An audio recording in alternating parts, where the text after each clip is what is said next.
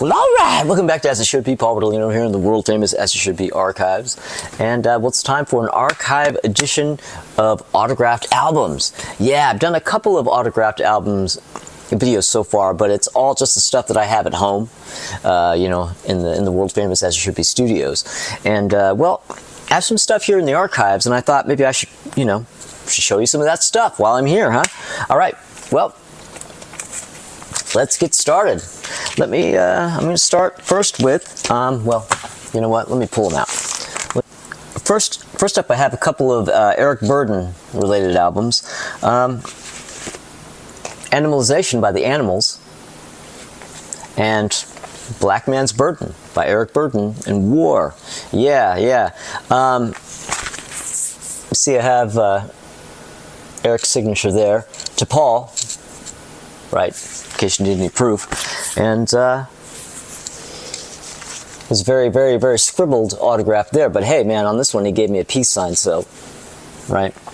Now, I got those autographs same day, same event.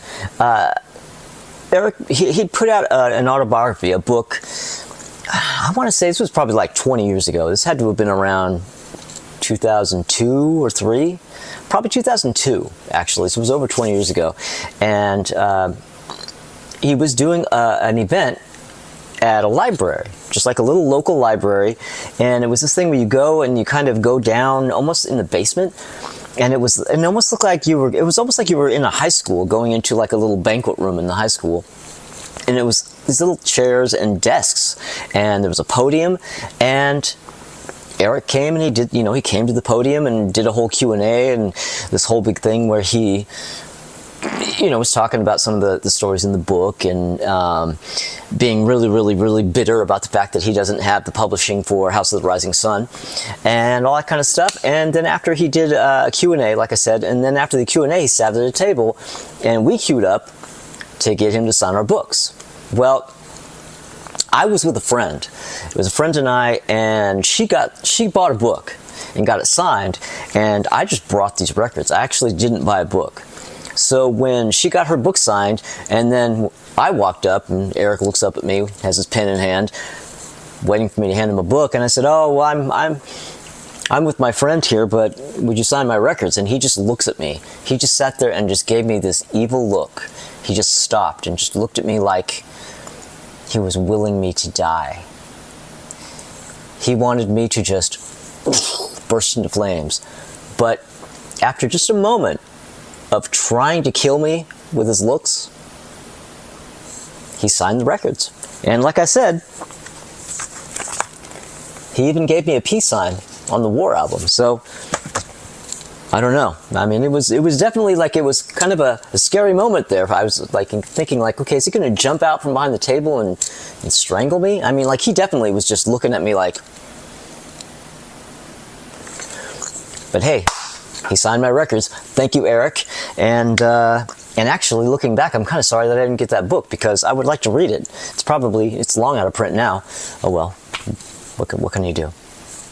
All right, so coming up next, I have an album by the Ramones. Yeah, Subterranean Jungle. Okay, now I have to go in real close here. I have all 4 of them. We have Dee Dee Ramone. Where we have Johnny Ramone. Okay, and let me see if I can find them. Somewhere around here is, there we go, Joey. And if you look way down here in the corner in orange, if I can find it, we have Richie. Yeah, Richie right there. And yeah, Richie's not the drummer on this album, but you know, Marky was, but then Marky quit and Richie came in just in time for them to do, you know, tour and do in-stores and things. Well, I didn't personally obtain these autographs. I found them at a used record store. I was flipping through some Ramones albums one day, and I just happened to just like catch, like the minute I was flipping through, I just happened to catch this on Dee Dee's shirt. Dee Dee's shirt should just be plain white, right? It should just be plain white. And I'm flipping through, I'm like, wait a minute, what was that? And I pull it back and I look at it, and I'm like, that's signed? And I pull it out and I'm looking at it, and I'm going through and I'm seeing all the signatures, and I'm going, what the hell? And I look at the price, $12. I'm like, $12? This is signed by all four of them. And I thought, this must not be real. Yeah, it's probably not real. I mean, $12 for a fully signed Ramones Subterranean Jungle can't possibly be real. And I thought, but... And I sat and I hemmed and hawed about it. I grabbed the record and I walked around the store with it, and I thought, should I buy this? And in the end, I thought, you know what? I'm going to buy this. $12 is a small price to pay. I'm just going to take a chance for $12 and buy this. And so I bought it, and I went home and I called my friend Kenny. Shout out to Kenny, biggest Ramones fan I know. And I figured he would be able to tell me if this is real or not. And, I figured I could go see him and show him the record and he could look at it. Well, I called him and I told him what happened. I said I was at the store and I found this record signed by all four of them. It has Joey, it has Dee Dee, and Johnny and Richie. And he goes, who? And he goes, oh, it has Richie on it? And I go, yeah. And he goes, yeah, it's real. And I said, well, how do you know it's real? I haven't even shown it to you. And he goes, well, two things. He goes, one, when this album came out, Richie had just joined and they did a bunch of in-stores where they were signing this record. And he goes, two, if you were going to forge the Ramones signatures onto an album, would you put Richie on it? And I went, boom! Yep, you're right. It's authentic. So there you go. Fully autographed Subterranean Jungle, the Ramones. This is easily one of my luckiest scores of all time. I mean, whew, man. All right, so up next I have Rodriguez. Yeah, Rodriguez. Yeah. Well, this is his second album, Coming From Reality, and this is not an OG copy. This is one of those. This is a 2009 Light in the Attic reissue. But see here, signed by Rodriguez. I went and saw him around. It was in 2009, actually. This was a pretty recently issued reissue, and I went and saw him at a club, and afterward he came out. It was not really much of a story here. I mean, basically he came out and he came over to the merch table, and I got a chance to meet him, and I had him sign this record. And here's a photo right here of Rodriguez and I. Yeah, I mean, it was just a quick little meeting. He was very nice and he was very cordial, and he signed my record, and that was that. And unfortunately, I don't have any original pressings of any of of either. There's only two of either of the Rodriguez albums, but hey, man, one of my reissues is autographed, so I cannot complain. Okay, well, this time I'm going to show you a CD, and unfortunately I don't have this on vinyl. There is a 2013 vinyl issue of this that I unfortunately missed, and now it's out of print and it's like $200 now, and it needs to be reissued. Well, this is the 2005 album Nashville by Josh Rouse. Yeah, see, as you can see, Josh Rouse was very, very happy to meet me.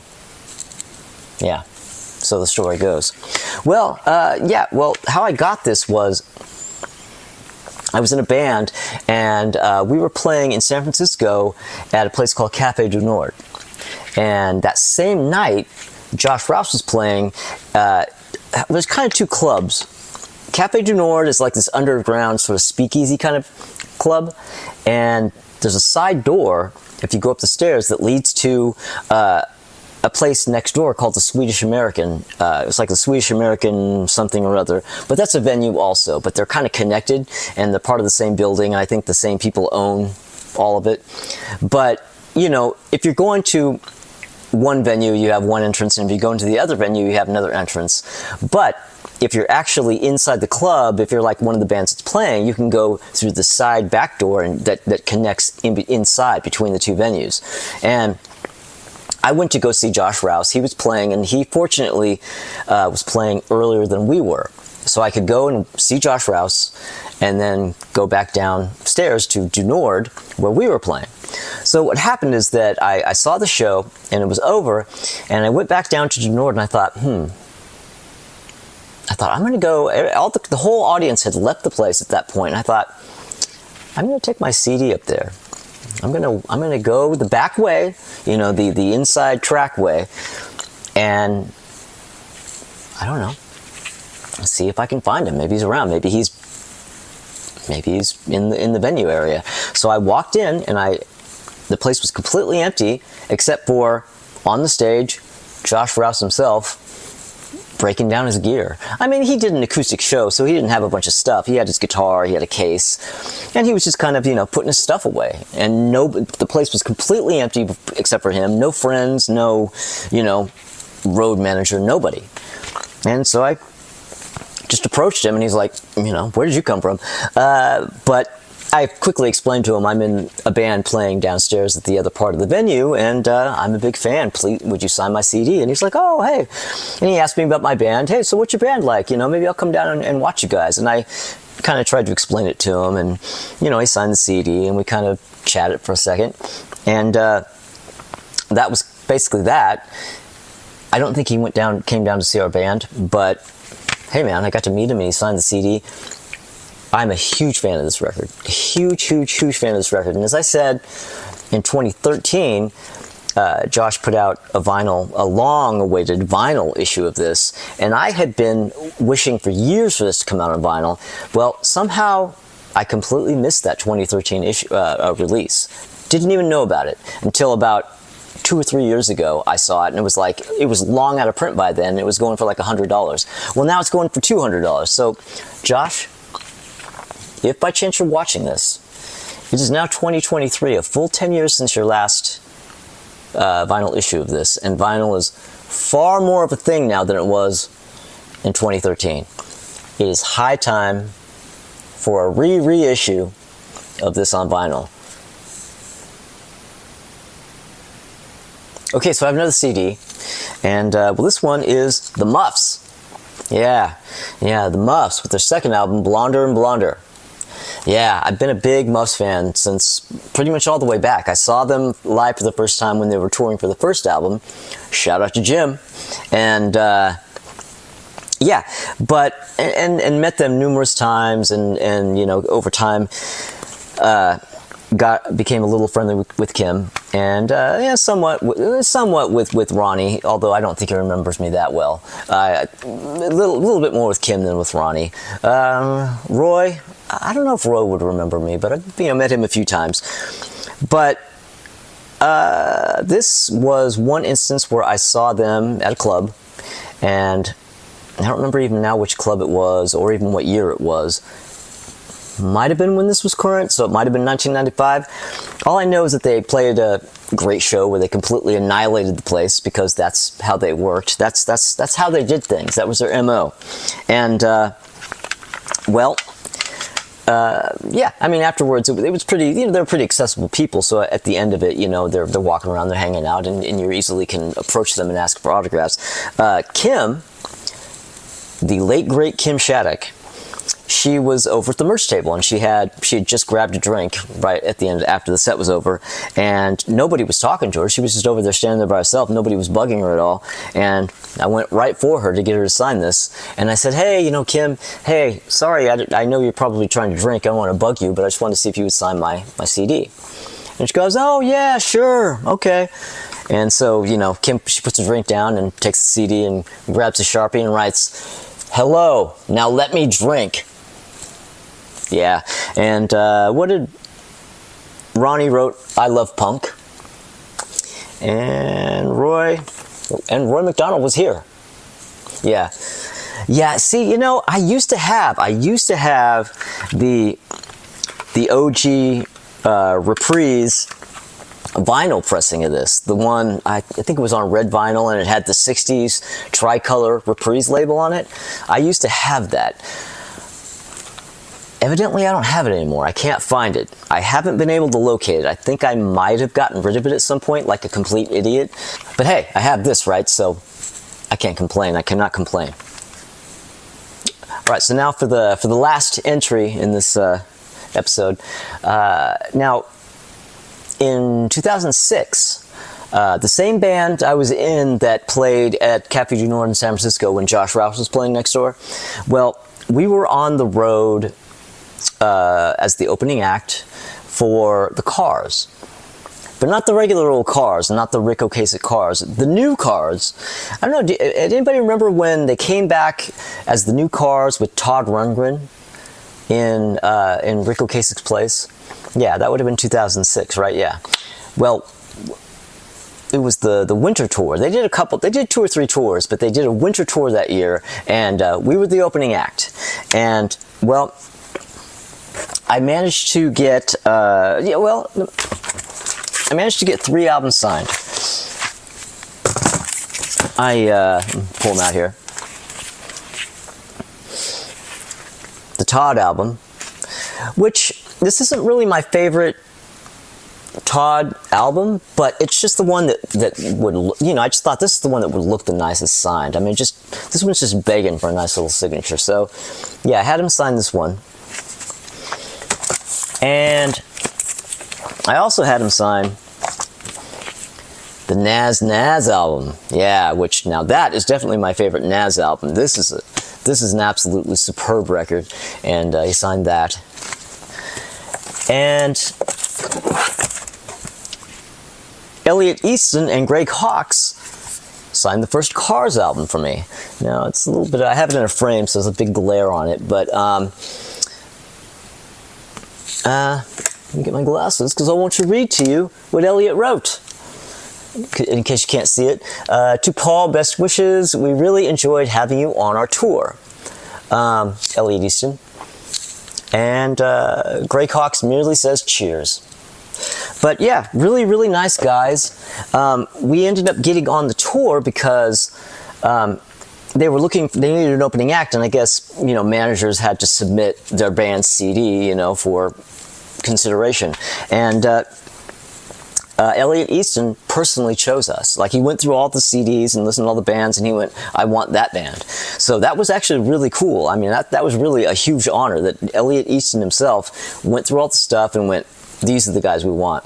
And it was an amazing experience. We went basically across the country in the US and played all over the place and had the time of our lives, really. I mean, you know, we were playing shows and they would stand on the side of the stage and watch us. I remember sitting there playing drums and Todd Rundgren's just standing there watching us. And I'm a huge Todd Rundgren fan, and having him standing there watching us play was a little unnerving, for one thing, but it was just this crazy, crazy, crazy kind of weird dream come true.